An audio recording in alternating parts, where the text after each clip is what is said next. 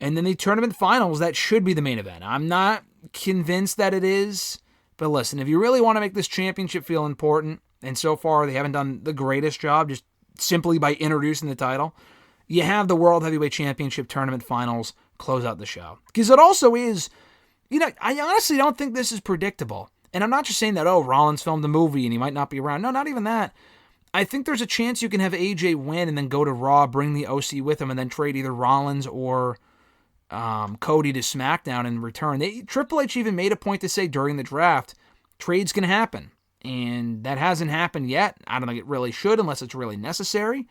And this could be a case of that. And honestly, not even that. And I've said this before. This could be AJ's last shot at a real world title. Could he face Roman at some point? Yeah, he's not going to beat Roman, though.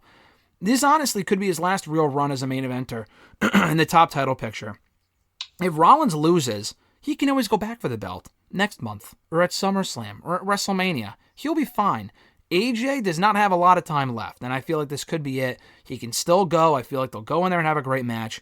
I'm not mad if Rollins wins. Rollins deserves this as well.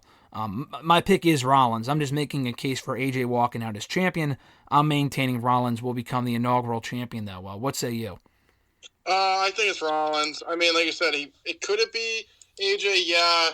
I feel like they're just like the way that they're pushing Seth, or they're like putting the aura around Seth. They feel like he just has, not that he has to win, but I just think it makes the most sense. I mean, AJ winning would be nice too, but I feel like Seth's the most over guy. That's there constantly. They say the belts like to be defended everywhere, and however they advertise this belt. So I would put it on Seth. Yeah, and I'm also just thinking now, if Rollins loses, what do you do with him? He's not going after the Intercontinental Championship. I mean, I guess he could, but I don't want him to go after the Intercontinental Championship. That would be silly and a step below him, although that championship is prestigious right now. There's not many other top heels on Raw for him to feud with. Even if he does become champion, I said this on hashtag, who would you have be Rollins' first challenger? Theories on SmackDown. We've already seen that a bunch anyway. Miz is a joke. Let's not even go there. You have Bronson Reed. He's not real ready yet. Finn Balor maybe, but we saw that recently. I said Damian Priest. Brock's an option, but no thanks. We've seen that a bunch too. I would go with Damian Priest. But is there anyone that you're willing to see if AJ, or rather Rollins, becomes champion, or even AJ too, step up and face him for the championship? I heard you say Priest. I like Priest. I think that's a good option.